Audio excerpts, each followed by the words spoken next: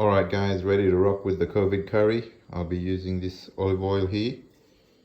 And I've got the oil going. I'm going to start off by frying the onions, the curry leaves, and the curry powder. So stay tuned.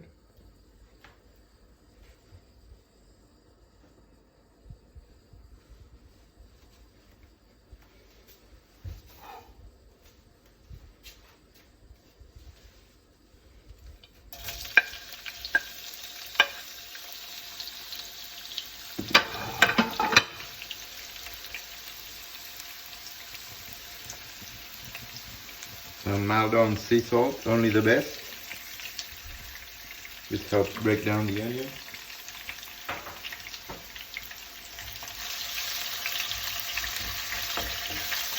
Yes, it might look like a lot of oil, but trust me, you're gonna need it because the fish tends to dry out the meal.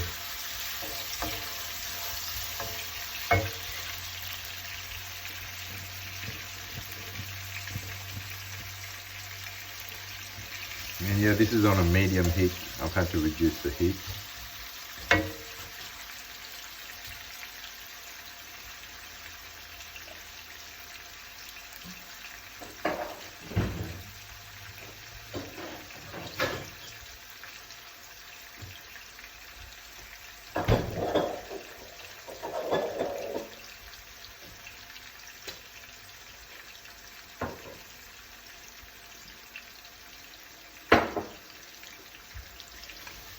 Make sure that onion browns for about a minute or two.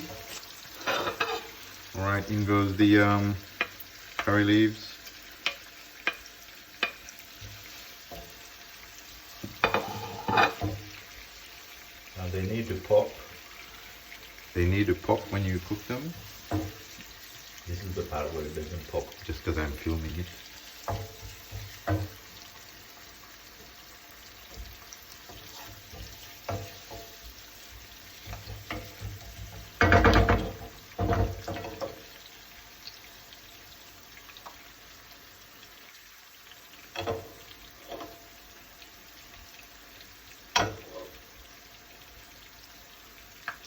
Alright, there's a pop. 2 pops, there you go.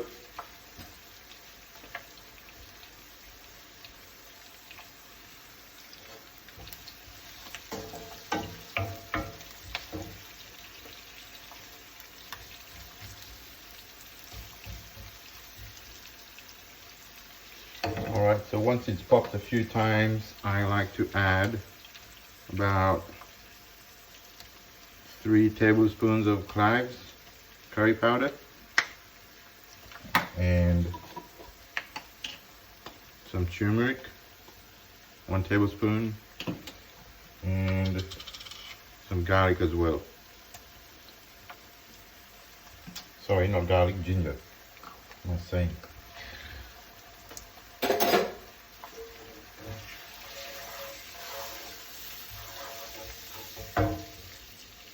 Now you mix that and you make sure that the spices roast, obviously.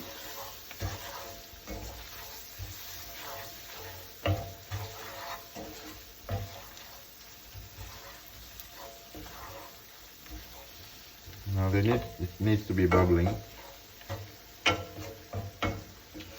This edition of COVID Curry brought to you by Stone Dye.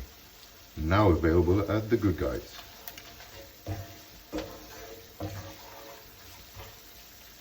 So this is a base you can use for chicken, for fish, for beef. It's a really quick way of putting a curry together. If you're lazy and you want a bit more thickness, you could add some Patax, Patax curry paste. But purists would say that's adulteration and that you're cheating. I say it's convenience after a 10-hour day. Alright, now you can see that's caramelizing nicely. So it's probably about time to add the tuna in. As you can see, we're already onto the tuna, so it doesn't take long at all, given the tuna's already cooked. This is purely adding flavor to the cooked tuna.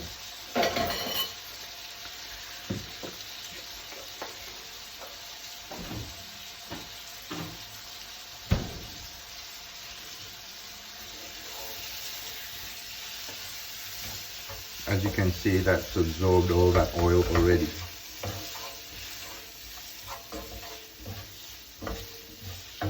Sometimes I like to increase the heat a bit here, just to make sure it's sealing properly. Make sure you break up the tuna properly so there's no large lumps.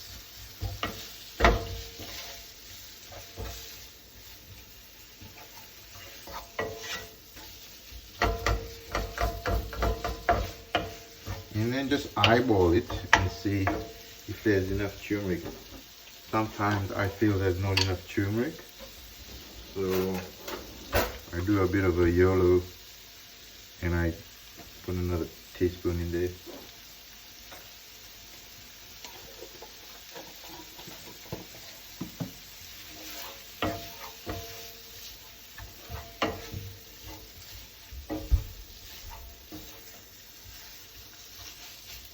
Alright, that's better look. It has to be nice and yellow.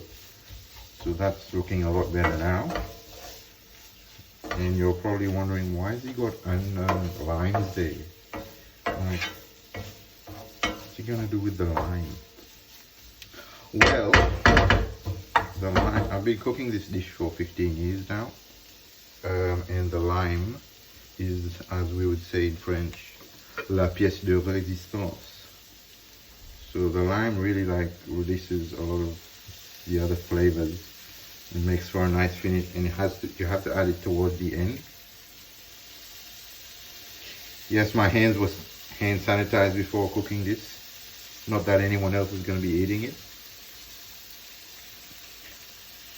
Speaking of which, I went to one of the pharmacies in Racecourse Road, and they were selling hand sanitizer for 35 bucks. I'm like, no thank you.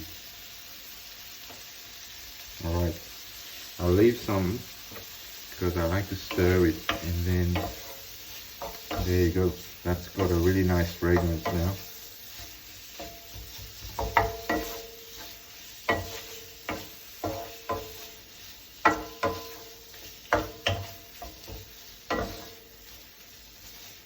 Yeah, that's looking really good now. Yeah. So I suppose we could say on the islands they would call this a bit of a chutney. Well, back where I'm from in the Seychelles, they would call it a chutney because it's mixed up with various things. Some people would call it that. I just call it a tuna curry. Alright, so waiting for that to dry off, turning the fire off, and just coating it with one last one last squeeze of lime to make sure it's nice and moist upon serving.